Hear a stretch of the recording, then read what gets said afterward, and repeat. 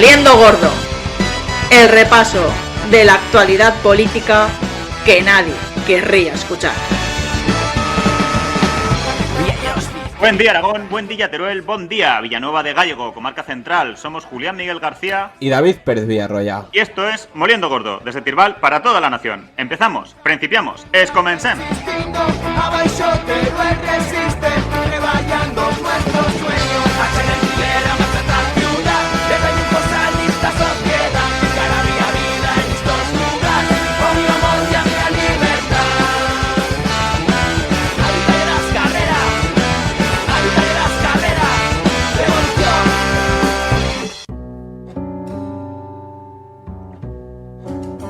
Los de la movida zaragozana nos miraban raro. Teníamos un cierto tinte de paletos, les dábamos un poquito de no se sabe qué, pues porque no vivíamos la misma realidad.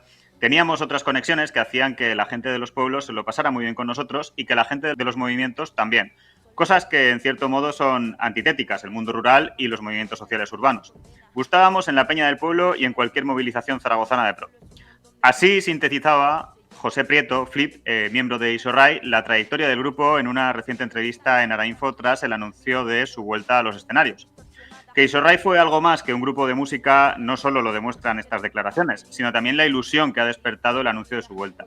Eran el pegamento, la argamasa, los puentes que unían y vertebraban a un pueblo aragonés que se resistía a ser pasto de la acelerada trituradora de modernización europeísta que, en la década de los 90, solo trajo a Aragón más expolio, colonialismo interior y despoblación. Y lo hacían desde un desacomplejado ser, sentir y vivir aragonés, desde una posición somarda y rebelde que les llevó de Nerín al Barracín, de Iparralde a la Expo de Sevilla y del Jai Alai de Huesca a los platós de Radio Televisión Española.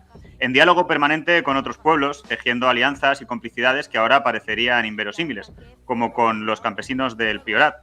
Buena lección para aquellos en Aragón que necesitan de conflictos permanentes con Cataluña y de subordinar, despoblar y diluir Aragón ante la aspiradora madrileña para sobrevivir políticamente.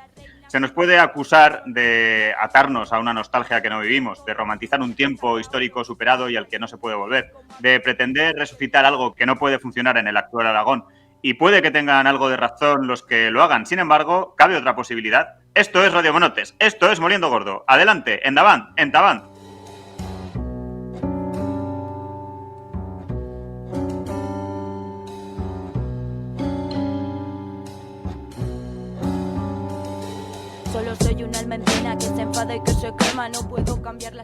Muy buenas a todas, todos y todes, bienvenidas, bienvenidas, bien plegadas a la entrega número 20 de la temporada Monoter. Y aquí hay un hueco en el guión. Tranqui. Nada, tranquilo. No, a pelo, Julián, aquí vamos a pelo. ¿Qué tal? ¿Cómo estás, Julián? Muy bien, como no podía ser de otra manera. Se nos olvidó.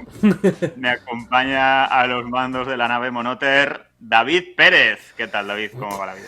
Pues bien, aquí estamos. Hoy programica muy interesante. Venimos a recuperar a los Isorray. Pero antes de recuperar a los Isorray, venimos con la sección que tritura, que le hace una llave de judo a la actualidad política aragonesa, la sección preferida por el millennial y la abuela del visillo de nuestros pueblos, es decir, Moliendo Vivo.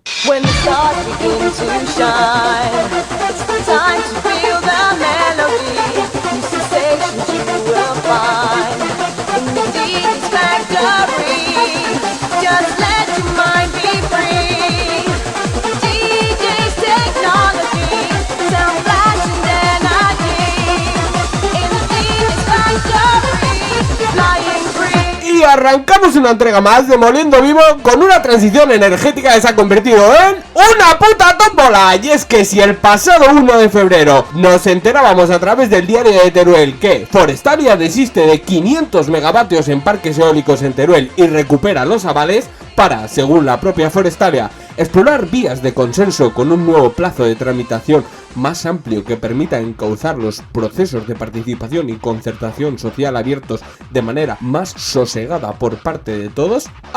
pero que esto no se hacía antes. Ahora resulta que hay que ser más sosegados, hay que tener más consenso social. Lo de antes no era todo de acuerdo con la gente y los ayuntamientos, que todo el mundo estaba de acuerdo, que los que se quejaban no eran unos desarrapados que no representaban a nadie y que no tenían ni puta idea. No se ríe, que esto parece falso. En fin, que si el 1 de febrero nos vendían que plegaban las cañas 6 días después, el 7 de febrero nos desayunábamos con que Forestalia ofrece 40 años de luz gratis a los 36.000 habitantes de municipios del área del Nudo Mudéjar. Un molino piloto para la señora y una placa chochona para el señor.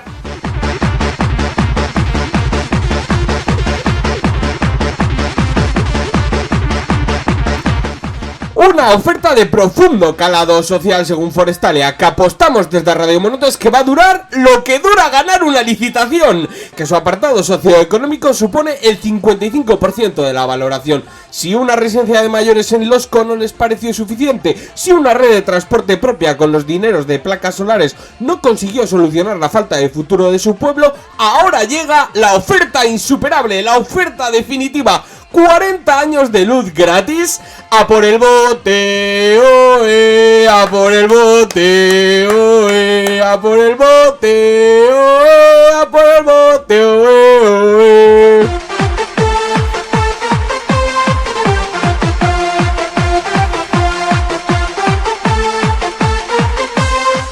Es que en esta licitación no está Forestalia sola, compite con otros 10 participantes como Endesa, Acciona, el fondo de inversiones danés Copenhagen Infrastructure Partners, Energías de Portugal junto con el grupo Tervalis, Iberdrola y el grupo Arcoiris. Falta Albert Rivera buscando nuevo trabajo para continuar haciendo zángano y ya estaríamos todos.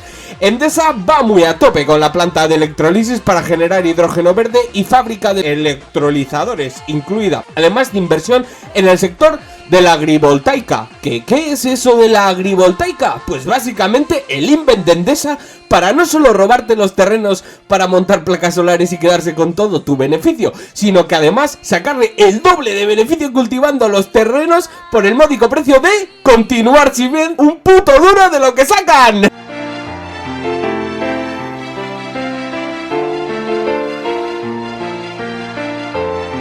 Pero el tocomocho renovable no cesa. El fondo de inversiones Copenhagen Infrastructure Partners promete un electrolizador para generar hidrógeno renovable y un hidroconducto para transportarla a otro sitio de Teruel para que se beneficie instalando nuevas industrias. Pues no, Monoter, no. Oh, qué pena. Sino para transportarla hasta una nueva industria de amoníaco en Sagunt, Valencia, destinada a fertilizantes sostenibles. Otro éxito más para la lucha contra la despoblación y la fijación de población con las energías renovables.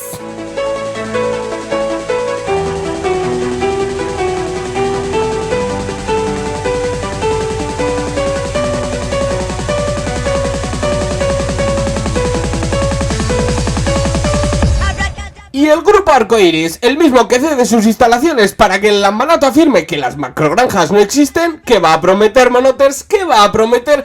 Pues 2 granjas de cerdas y una gran cascuela. No le hagan ascos, Monoters, y déjense llevar por el tremendo combo macroparque de renovables y macrogranja. Un 2x1 contra la lucha de la despoblación que en el mejor @teruelano podría haber soñado.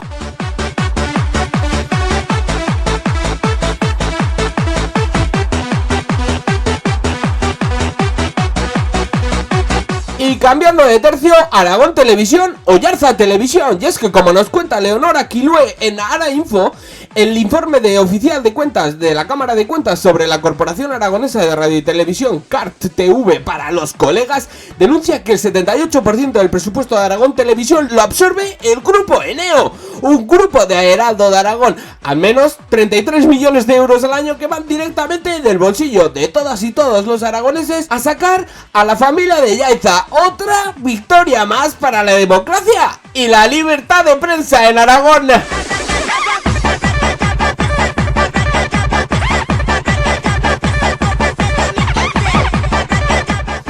Pero el informe de la Cámara de Cuentas sobre la CART no se detiene ahí. También advierte sobre el mantenimiento de la plantilla con un convenio colectivo caducado, la falta de transparencia de sus cuentas y resultados económicos, la opacidad de contrataciones de alta dirección y salarios de plantilla o, entre otros, la ausencia de normas que regulen los procedimientos de contratación de producciones audiovisuales y adquisición de derechos de emisión. Es decir, como nos aclaran en Arainfo, esto quiere decir que Aragón TV, Aragón Radio y el CAR TV compran producciones audiovisuales y derechos de emisión, la mayor parte de sus parrillas, sin que la ciudadanía aragonesa conozca con qué criterios, prioridades y objetivos lo hacen. Tremendo chiringuito, tremendo chiringuito. Y es que a estas alturas ya no sabemos si estamos hablando de la televisión pública de todas y todos los aragoneses, o más bien de un cártel organizado que trafica con la información. En fin, tampoco alarmarse, monoters. Total, si ya vivimos en la dictadura del partido único del lambarato, ¿por qué no aspirar a ser una sociedad de medio único de información?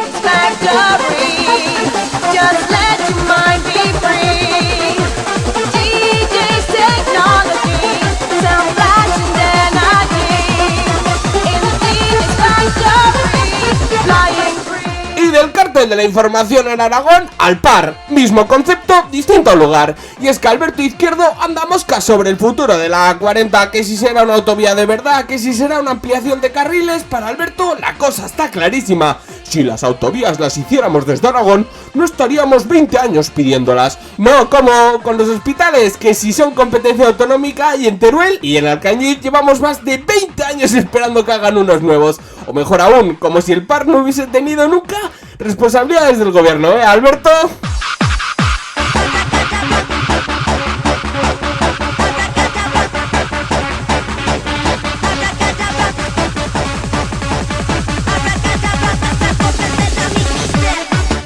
Y para finalizar, una de puentes y otra de folclores. Un Lambal tendiendo puentes con Cataluña con Sociedad Civil Catalana. Gente que defiende la unidad de España montando manis con, atención, redoble de tambor, nazis y fascistas. Vaya, con la casualidad. Y que vino a venderle a Lambán otro tocomocho nacionalista español llamado Mapa Digital de Historia en Común. Como le comentó por Twitter el historiador Guillén Tomás, ¿por qué hacerlo con historiadores profesionales y o grupos de investigación especializados a los que el propio gobierno de Aragón les paga el sueldo? Ni hablar, ¿verdad? ¡Otro tocomocha! Y en la sección de folclore, la segunda cosa más importante para Aragón TV después del Real Zaragoza. Y es que resulta que la Nostra Televisión Pública pone en marcha el casting de Hot Talent, el nuevo formato de Jota y folclore aragonés. Bueno, más Jota que folclore, porque hay otro folclore más allá de la Jota para Aragón Televisión. Cero pruebas, pero cero duras al respecto. Un talent con el que buscan artistas mayores de 18 años dispuestos a demostrar mucho más que su pasión por la Jota. Monoters, por si no tuvisteis suficiente con Dándolo Todo Jota, 5J, los certámenes de la Jota del Pilar, las galas y los especiales de Nochevieja, Nochebuena, Navidad y cualquier fiesta de guardar, ahora Hot Talent os promete mucha más pasión jotera y mucho más terror para vuestros oídos.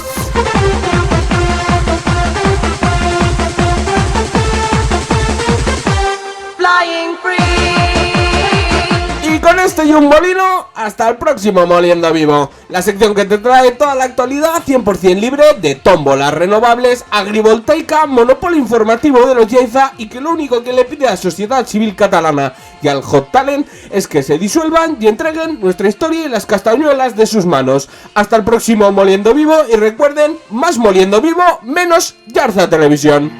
Feel the ecstasy, the place to be. DJ's Factory. Pues cerramos el repasico a la actualidad aragonesa con Moliendo Vivo y pasamos a la parte seria del programa, donde charlaremos con Alfonso Urbén, bajista de la banda Isorray y autor de Isorray, Bendita fue la hora, un recorrido por la historia de la mítica banda aragonesa. Bienvenido, bienvingut, bien plegado, Alfonso, a los micros de Radio Monotes. ¿Qué tal? ¿Cómo estás? Hola, buenas tardes. Pues muy bien. Por aquí andamos por la capital con algo de niebla y algo de frío, pero bien. La verdad es que bien. Preparando todo lo que acontece al 23 de abril. Vamos. Muy bien. Estupendo. Oye, para situar un poco a nuestros monotes, ¿quién es Alfonso Urbén y qué podemos encontrar en este Isorray, Bendita fue la hora? Bueno, pues yo en principio soy miembro fundador del grupo y bueno, tenía la inquietud de escribir escribir cosas que acontecían y que las tenía en mi recámara, digamos, y eran cosas que a mí me apetecía mucho porque, claro, es la trastienda del grupo, digamos. Entonces, tenía muchas anécdotas, tenía muchos recuerdos y, bueno, los empecé a escribir poco a poco y les fui dando forma porque lo he hecho cronológico, entonces desde finales de los años 80 he ido recordando cosas y la verdad es que ha quedado una cosa bastante divertida, vamos. Muy bien. Oye, escuchamos un poco de ruido de fondo porque, como no podía ser de otra manera, nos estás atendiendo desde un bar, ¿no? Sí, ya lo siento de veras porque es que tenía un compromiso ineludible y casualmente ha sido en un bar grande pero con mucha gente y fuera todavía hay más bulla, entonces no tenía escapatoria, lo siento, estoy aquí en los baños, todo aquí. No te preocupes. Pero bueno. Yo creo que esto nos ayuda un poco también a darle contexto, ¿no? A lo que ha sido la banda. Claro, sí, la banda ha sido bares, ha sido noches, ha sido mañanas y ha sido muchas cosas. Ha sido pelea, ha sido lucha, reivindicación, solidaridad, diversión. Fue mucho. O sea, pasamos muy bien. Con la cincomartada y los pilares de 1988, que se dice pronto, comenzó todo. Cuéntanos cómo surgió Isorrai y cómo llegó a durar 14 años. Pues surgió de pura chiripa, que pues se suele decir, vamos. O sea, porque en teoría había una programación para la cincomartada y la Orquestina del Fabirol, que tenía que actuar, pues casualmente 2 miembros de la orquestina que vivían en San Juan de Plan, pues tenían una gira por Francia con el corro de bailes de San Juan de Plan y claro, 2 de ellos no podían asistir. Entonces, como con 20 y pocos años tienes mucha cara, decidimos hacer un grupo puente con la gente que restaba de la orquestina y otros que éramos de los gaiteros del Castellar. Era una formación que así que un poco anterior. Y digamos, montamos un grupo puente, nos llamamos de cualquier manera, cobramos y a beber. O sea, ese era el plan inicial. O sea, y nos salió mal porque, claro, iba a ser una noche y estuvimos 14 años. Eso es algo la noche, que se suele decir. Sí, de un día salí 2 días, que decía el compañero Fidel, vamos. ¿De un día qué? Un día salí 2 días. Salisteis de tranquis, ¿no? Aquella noche. Sí, salimos de tranquis y en chándal. Para echar una y a casa, sí. Tuvimos 14 años, casi 500 conciertos, 5 discos, en fin. Una barbaridad. Se nos fue de las manos aquello. Totalmente.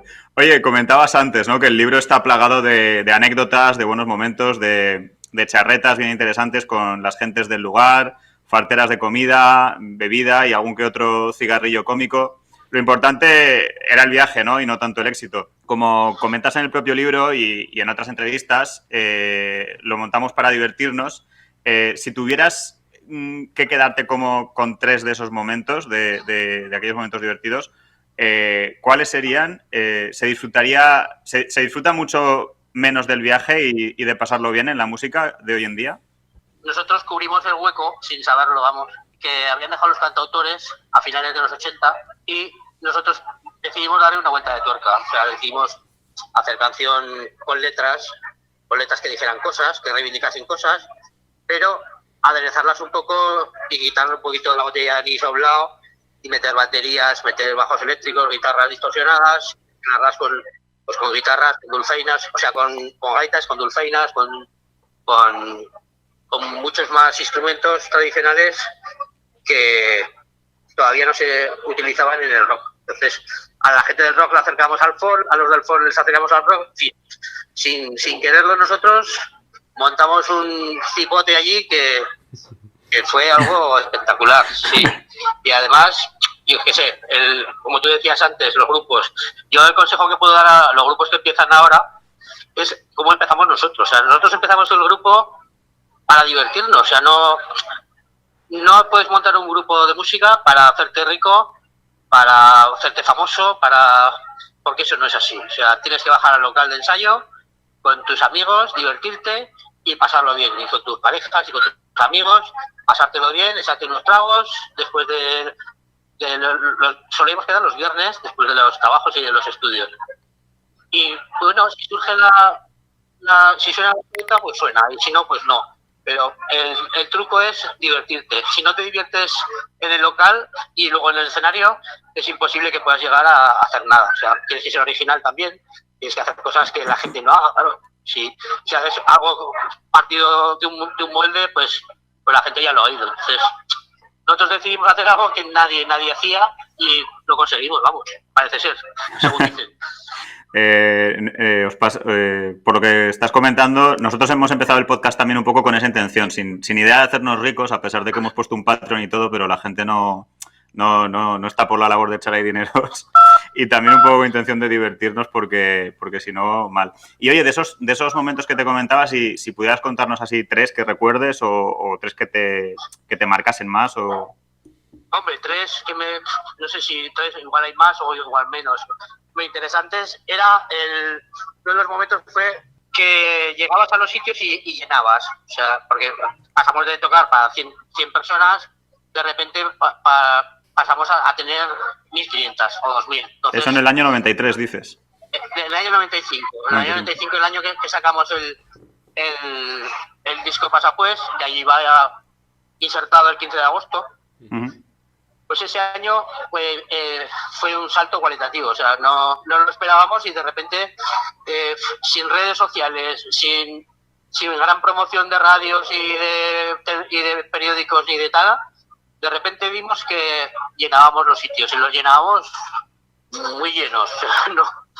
Llegábamos a pueblos a lo mejor de 200 personas y se metían 1.500 o 2.000 incluso. Hostia. Entonces, eran épocas que no existía todavía lo que hay ahora con protección civil, que te distribuye, que te aparca, no. Entonces venía la patrulla de la Guardia Civil con el todoterreno, se defendían las luminosas y metían a la gente con los coches en un campo, en un trigo recién cosechado, metían ahí 200 coches porque no había otro modo, o sea, se les desbordaba.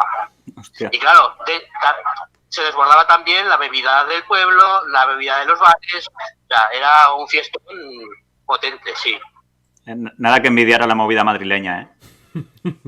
Bueno, era otra cosa, era otra cosa más rural, más nosotros siempre venimos del mundo rural, somos del pueblo y de barrio, entonces eso te asienta mucho los pies en el suelo, porque empiezas a subir, empiezas a vender discos, a hacer giras, pero vuelves a dormir a casa, a tu pueblo, con tu gente, con tu bar, con tus amigos, y eso, pues, quieras que no te hace estar siempre con un poquito de equilibrio. Que con 20 años empiezas a llenar pabellones, empiezas a ganar dinero, y se te puede ir un poco la olla. Si no tienes un poco de equilibrio y de gente normal, entre comillas, gente normal que te ponga los pies en el suelo y que te diga, chático, baja de ahí. Pues es peligroso porque salías mucho, a las noches de los 90 eran muy largas y muy anchas, y claro, había peligro de descarrilamiento. Claro, y en el pueblo erais los de siempre, ¿no? Sí, claro, en el pueblo y en los barrios, pues tenías tu círculo de amigos y bueno, eran los que te hacían pues bajar un poco del pedestal y ponerte en tu sitio, sí. Uh-huh. Nos comentabas antes, ¿no?, que introdujisteis todos estos instrumentos, digamos, más folclóricos, ¿no? La gaita, la dulzaina, que introdujisteis un poco de folk en el rock. Digamos que abarcasteis un abanico muy amplio, ¿no? Hicisteis eso que ahora llaman fusión, metiendo la gaita aragonesa, el chiflo y chicotén. Sí. En aquella época ya había grupos que lo hacían. Ya estaba Cornamusa, estaba la Orquestina del Fabirol, estaba Chicotén. Había ya un pequeño grupo de grupos que acontecía aquello y que estaba muy bien. Uh-huh. Pero claro, nosotros es que era una cosa tan anarco y tan heterodoxa. Perdón, tan ortodoxo, sí, heterodoxa, iba a decir ortodoxo, pero no, al contrario. que no había por dónde cogerlo, o sea, y del mismo modo era con los ritmos y con las canciones, o sea, podías tocar un ska, podías tocar un reggae, podías tocar un rock, exacto, podías tocar cualquier palo aderezado con todo ese tipo de instrumentos. A veces los metías con más acierto, otras veces con menos, pero bueno, Incluso hicisteis colabos, ¿no? Con el Pastor de Andorra, Carlos Puebla o vuestro amigo, compañero y abuelo de todas y todos los aragoneses, José Antonio Labordeta. Un mondongo, como diréis vosotros, que no solo supuso una renovación de la música popular aragonesa, sino que también fue una ruptura, como estás comentando, ¿no? Estética de performance y sorpresas en el escenario, y también fuera de él con portadas, grafías, camisetas, etcétera, que pasarán a la historia por lo rebelde y somarda de vuestra propuesta, ¿no? ¿Cómo llevabais eso de ser los hijos bastardos del folk? ¿Os causó algún problema? ¿Cómo era el proceso creativo? La verdad es que no tuvimos problema ninguno porque éramos amigos con todo el resto de grupos de folk. De hecho, a día de hoy todavía seguimos siendo amigos, aunque somos muy más mayores. Y nunca nos supuso ninguna ruptura ni ningún... Porque en el mundo del folk tampoco había una ortodoxia evidente como puede haber en otros palos, en el flamenco o en las jotas. Allí, pues, éramos, aparte que éramos todos de la misma edad, teníamos todos más o menos las mismas inquietudes y, bueno, pues peleabas por los mismos bares, en fin. Eran años muy chulos, entonces nosotros no tuvimos problema ninguno. Bueno, respecto a la Bordeta para nosotros lo fue todo, porque, claro, Juanito, por ejemplo, en los años 80 fue la batería con él, con la Come, con la Bordeta. Y Juanito fue el nexo de unión con él. Entonces él nos vino a ver una 5 marzada, lo que pasa que fue una 5 marzada después, no fue la del 88. Él vino en la 5 marzada del 90, que también tocamos ya como grupo en el Parque del Tío Jorge, y es ahí donde nos conoció. Entonces le gustó tanto que decidió llevarnos con su discográfica. O sea, fuimos a la discográfica que él había firmado, y los mismos ARs de la discográfica nos ficharon a nosotros. Entonces a él le debemos muchísimo porque él fue el que contactó. Claro, ahora todo el mundo, mucha gente puede tener un disco, pero en los años 90 era muy difícil. O sea, no tenías que ir a un estudio de grabación, tenían que avalar una discográfica porque, claro, valía mucho dinero. O sea, estamos hablando que en aquellos años una hora de estudio costaba un dinero, costaba pasta, vamos. Y yo creo que fuimos también los pioneros del crowdfunding, porque el primer disco sacamos el dinero con una suscripción popular, emitimos unos bonos desde el bar en Dalto. Hostia. Y con distintos importes. O sea, para que te hagas una idea, había importes de 5, vamos a ponerlo en euros para que lo entendáis, de 5 euros, de 15, de 20 y de 50. Pues bueno, el que ponía 5 euros, pues su nombre salía en el disco chiquitito. El que ponía 50 salía su nombre un poco más grande, ¿sabes? Entonces hubo muchísima gente que participó. Ajá. Y sacamos un dinero, junto con ese dinero, con lo que sacamos en la Expo de Sevilla, que fuimos a tocar a la Expo de Sevilla 2 semanas, y con lo que sacamos de sueldo de la Expo de Sevilla y el crowdfunding, nos grabamos el primer disco nosotros. O sea, nosotros a la discográfica ya se lo dimos grabado y mezclado, simplemente tuvieron que distribuirlo y hacer copias, simplemente. Y ya te digo, hubo colectivos, el de Gallo de Faulans también nos dio un buen importe, y la Bordeta también nos dio mucho dinero, a escondidas de Juana, de su mujer, nos dijo. Y bueno, la verdad es que estuvo muy bien. La Bordeta para nosotros lo mucho, y fue una pérdida gorda cuando lo perdimos todos, vamos, sí. Claro.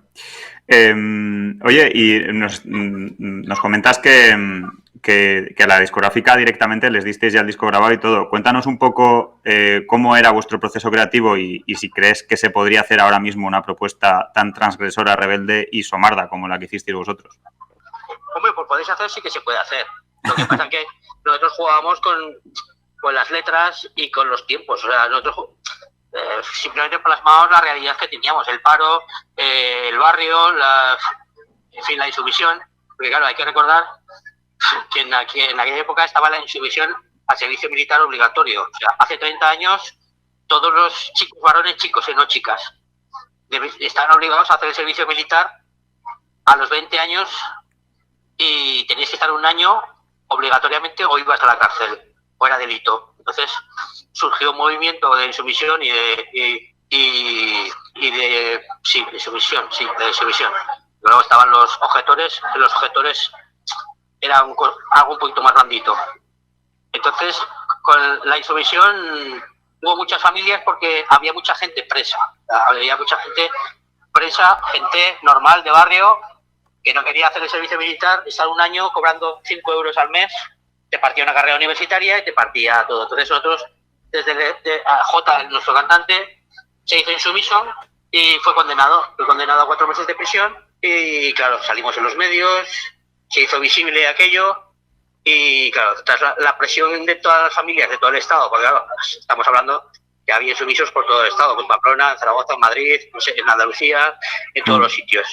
Entonces, finalmente el Partido Popular, que estaba gobernando en ese momento, tuvo que recular y dar marcha atrás y retirar el servicio militar obligatorio. O sea, la mili se retiró por los insumisos, por sus familias y yo qué sé, y nosotros aportamos nuestro granito de arena también desde el escenario porque peleábamos mucho. Y ahora la gente joven habéis de saber que si no hacéis la mili y estáis un año, porque es que era muy curioso, y es estar un año entero perdido, o sea, perdido de tu carrera universitaria, de tu proyecto de vida, de tu empresa, de cualquier proyecto que tuviera una persona de 20 años, por ley tenías que perder un año.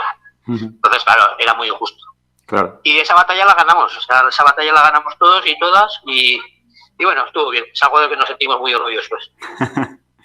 Oye, nos hablabas antes del vínculo que os unía, ¿no? con José Antonio Labordeta. Uno de los conciertos que merecen atención especial en el libro Isorray, Bendita fue la hora, es el cierre de la campaña electoral que llevó a Labordeta al Congreso de los Diputados con Junta Aragonesista en marzo del 96.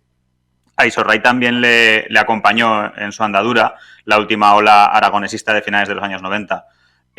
Cuéntanos cómo era ese diálogo con el aragonesismo. ¿Ves al aragonesismo de hoy en día necesitado de una reactivación también desde lo cultural? Hombre, el aragonesismo, la gente yo creo que todavía lo siente profundo y lo siente bien. O sea, lo que pasa es que el momento era otro, y nosotros en principio estuvimos con José Antonio. Hay que decir que en el 96 se presentó candidato, pero no salió simplemente a las Cortes de Aragón. Después, el 2001 sí que llegó al Congreso de los Diputados. Entonces igual tengo una errata incluso ahí en el libro, pero en fin. Y finalmente estuvo muy bien ese concierto porque estábamos rodeados de la creme de los candidatos. Estaba Paco Ibáñez, estaba Pablo Guerrero, estaba Imanol, estaba Labordeta, evidentemente, y estábamos nosotros alucinados con los camerinos viendo tanta celebridad, porque claro, estar acompañado de lo mejor de gente que has admirado tanto, pues la verdad es que nos producía un efecto de miedo incluso, casi, al salir al escenario. De vértigo, ¿no? Sí, era abrumador, sí. Oye, desde conciertos en Albarracín junto a Cornamusa, ahora que hablas de ese vértigo, hasta los llenos o sold out, que dirían los modernos de ahora, en la sala multiusos de Zaragoza, el Príncipe Felipe o Interpeñas para Pilares, pasando por el idilio con Nerín, Censura en Egea, Andorra, Pirineo Sur, Cantavieja. Son innumerables las plazas y pueblos de Aragón que hicisteis bailar con vuestra música. Para unos millennials como David y yo, cuesta imaginar un circuito musical de esta magnitud en el Aragón de hoy en día. ¿Hemos ido hacia atrás en ese sentido? ¿Se hace necesario recuperar una escena aragonesa propia como aquella?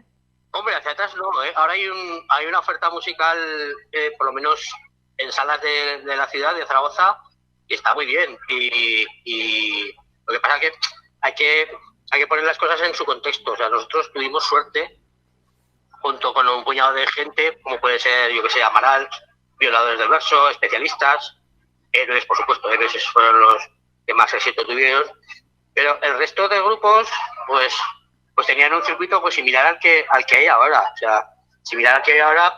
Hay que decir que en aquellos tiempos había un circuito de artes escénicas mucho más nutrido que ahora, y nos apoyaban mucho desde la institución, desde Diputación, porque estuvimos varios años subvencionados al 50%. ¿Qué quiere decir esto? Que el pueblo pagaba el 50% del caché y Diputación pagaba el otro 50%. Entonces, era muy atractivo para los pueblos contratar a grupos locales como nosotros, como Cornamusa, como como habría grupos también, en fin.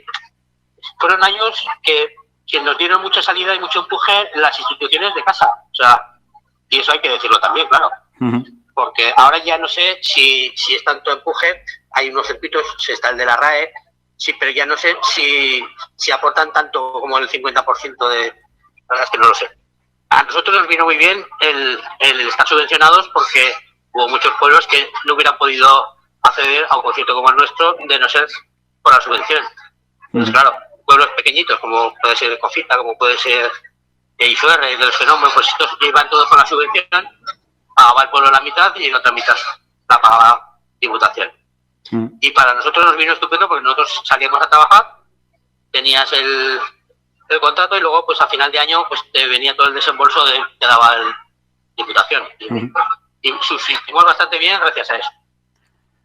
Oye, ahora que hablas de las instituciones aragonesas, te queríamos preguntar, ¿no? Vivimos en el Aragón pandémico del lambanato, a punto de ser el primer país volador del mundo con tanto molino, donde se niega la existencia de las macrogranjas, aunque nademos en purines, y donde también se flirtea un poco con el negacionismo del cambio climático para continuar con los pelotazos urbanísticos de Ibercaja destrozando el Pirineo.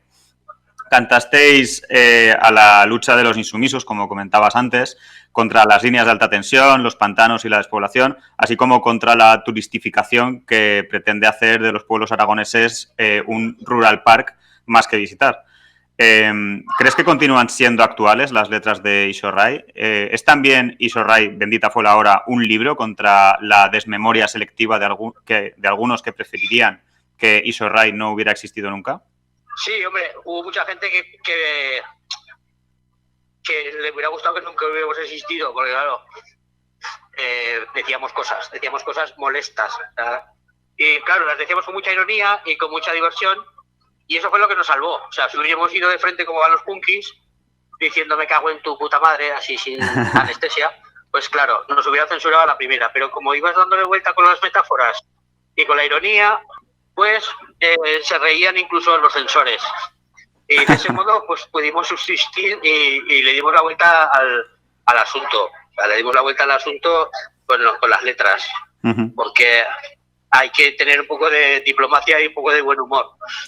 Un poco de mano izquierda, ¿no? Cosas y fue, yo creo que fue el éxito por eso. O sea, pues ya para finalizar la parte de la entrevista, el pasado 23 de diciembre tuvimos el mejor regalo de Navidades que podíamos pedir. Anunciabais que después de 20 años de vuestro San Martín volvíais a los escenarios, en concreto el próximo 23 de abril en el pabellón Príncipe Felipe de Zaragoza.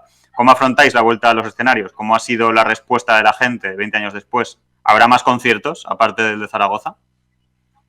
Bueno, pues te contesto por partes. La respuesta de la gente ha sido maravillosa. O sea, hay una entrada ya bastante considerable, anticipada, y pues eso animo a la gente a que no se despiste, porque aún quedan entradas, pero vamos, que no se despisten mucho porque el Príncipe Felipe es grande, pero la gente tiene muchas ganas. Y tiene muchas ganas precisamente por lo que hablabas tú de la pandemia. O sea, la gente tiene ganas de bailar, tiene ganas de fiesta, tiene ganas de pasarlo bien porque lo hemos pasado mal. Lo hemos pasado mal todos y todas.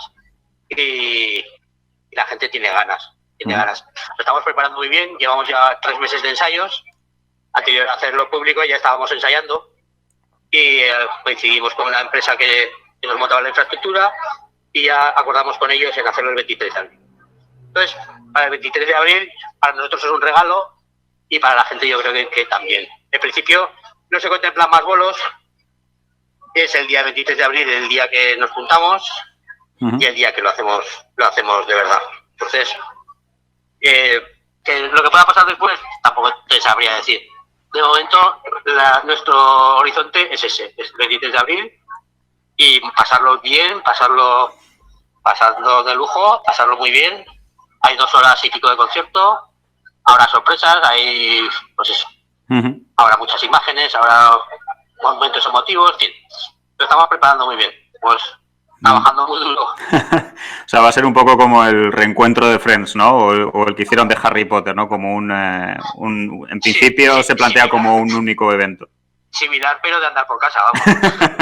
Con el estilo de Isorray, por supuesto, no podía ser de otra manera, pero en principio está planteado para que sea una única vez.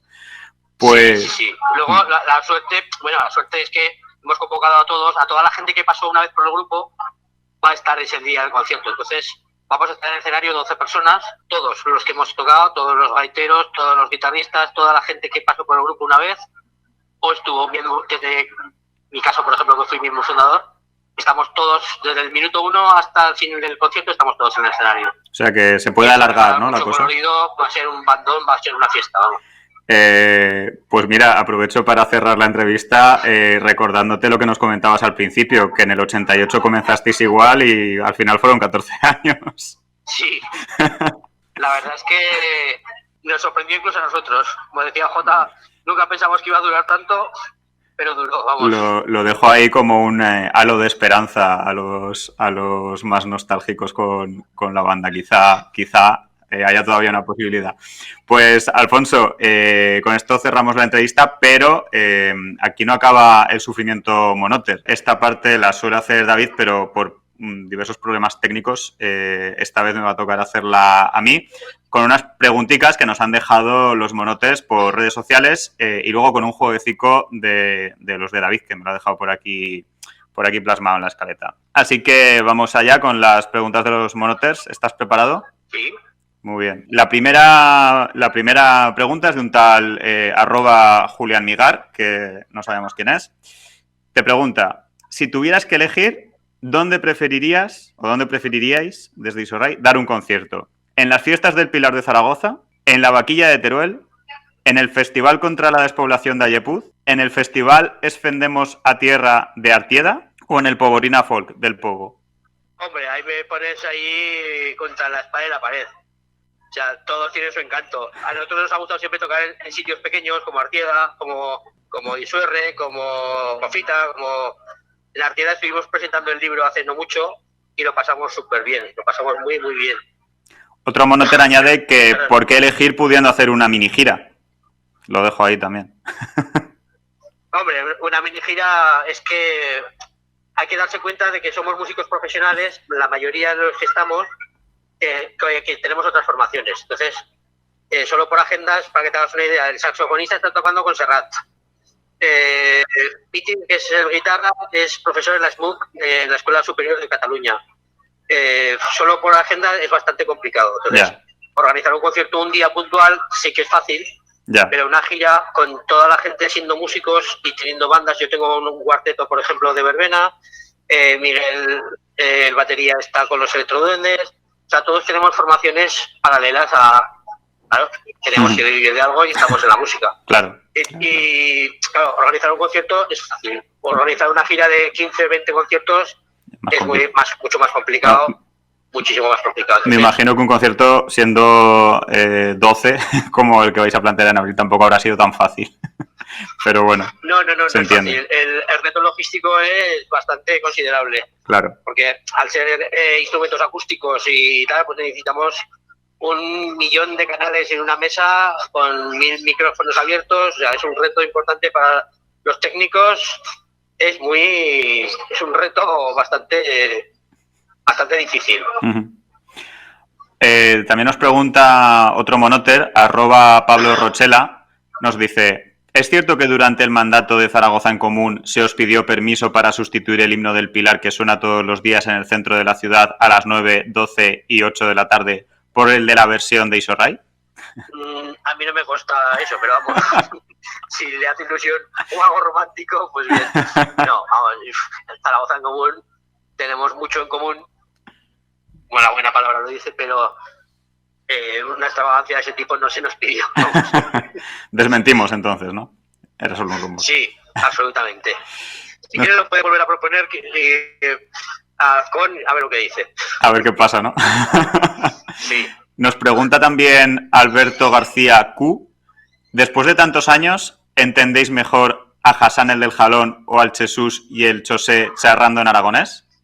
No nos entendemos mejor porque la canción habla de dos marroquíes. O sea, de dos marroquíes que llevan 1000 años y no los entendíamos entonces y no los entendemos ahora. Ahora es una risa, una manera de hablar. Simplemente era lo que nos pasaba en el barrio. Había venido la población marroquí, había venido de sopetón a pues eso, al jalón, a la fruta y tal, y la gente del pueblo, pues, los entendías o no los entendías. Y claro, era una risa al fin, pero vamos, era todo en tono cariñoso y todo de broma, vamos. No tenía ninguna connotación racista ni por asomo, vamos. Se entiende. @Xavi13TRL nos hace 3 preguntas. La primera, te hago las 3 seguidas y ya luego tú gestionas. La primera, ¿crees que en Aragón e incluso en el aragonesismo existe eso llamado de zaragocentrismo? ¿Qué opinas sobre las candidaturas y movimientos de la España vaciada y por lo que aquí nos toca de Teruel existe? Y otra más ligera, ¿cuál es el sitio más raro en el que habéis tocado o para el que os han invitado a tocar? Hombre, los nuevos movimientos de Teruel existe, de la España vaciada y de Soria ya, por ejemplo, me parece que es lo que hay que hacer. O sea, ya se tenía que haber hecho antes porque es manera de sacar los colores a unos partidos centralistas que no hacen nada por los sitios pequeños, por los sitios de poca población. ¿Verdad? Entonces, la verdad es que es triste, pero es así. Y respecto al donde más raro hemos tocado, pues no te sabía decir, igual alguna plaza de toros.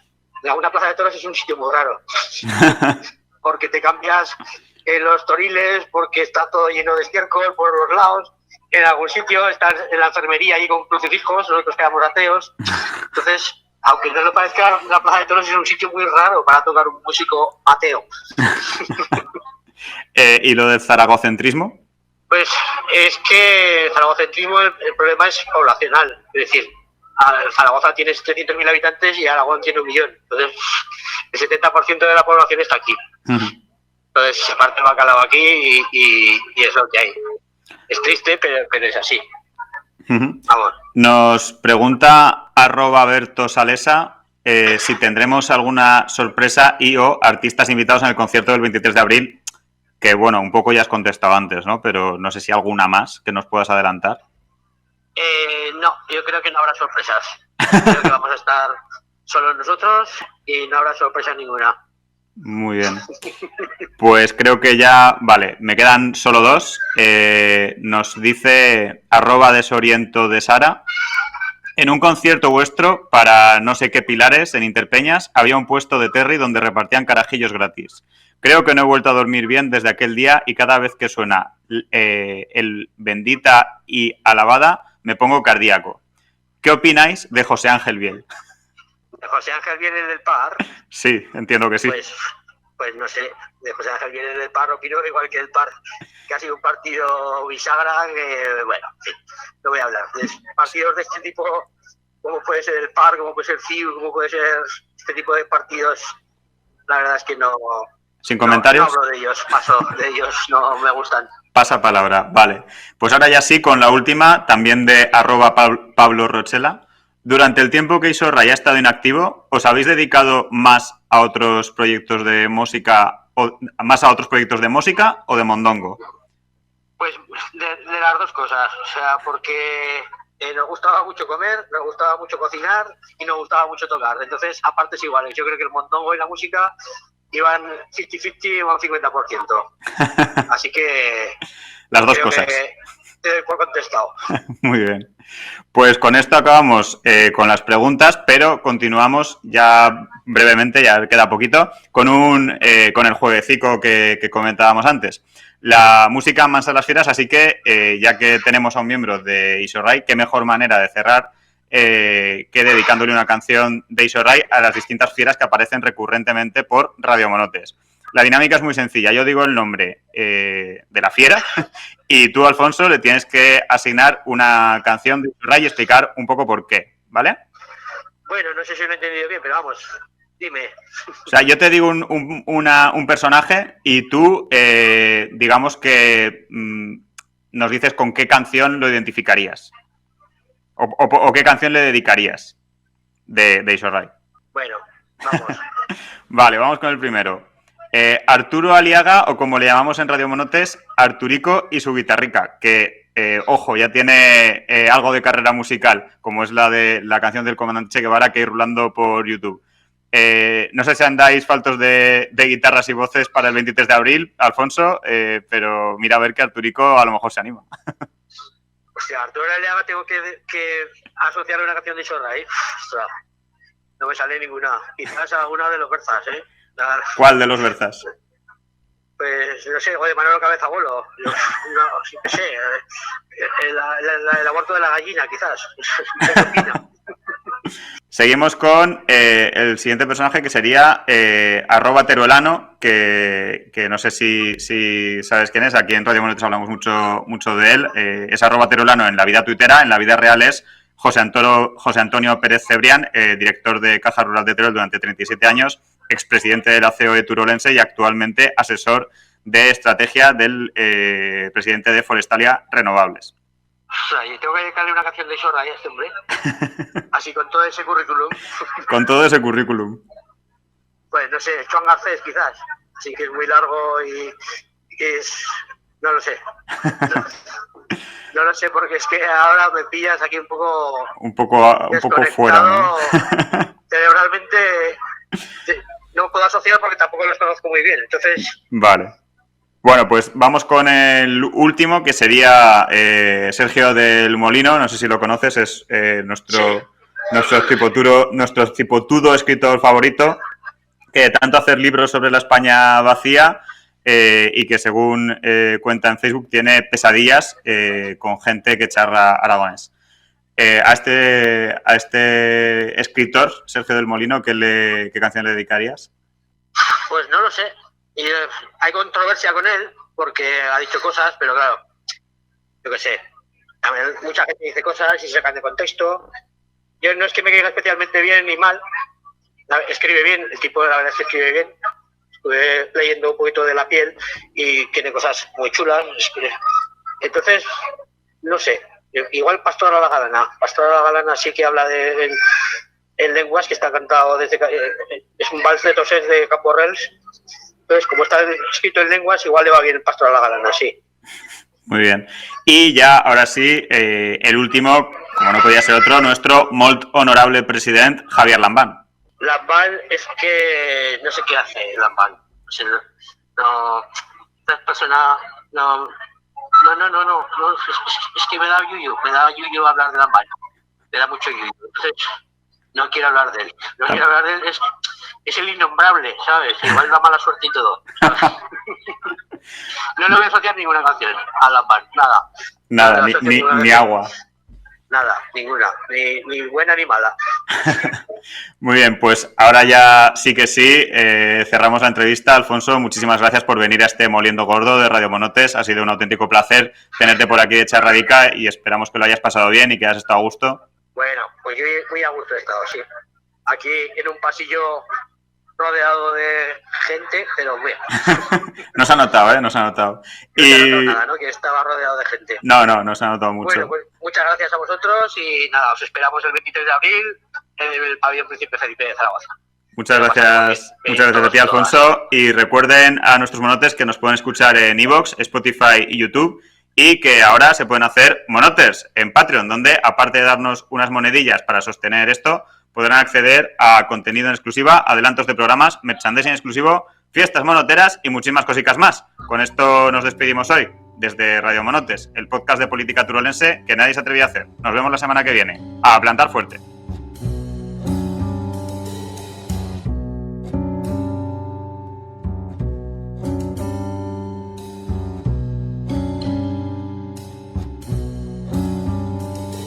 Solo soy un alma en pena que se enfada y que se quema. No puedo cambiar las cosas y esa es mi condena.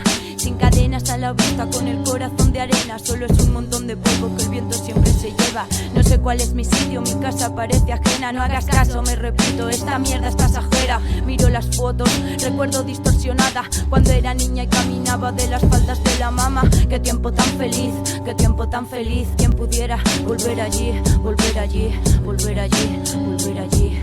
Ah.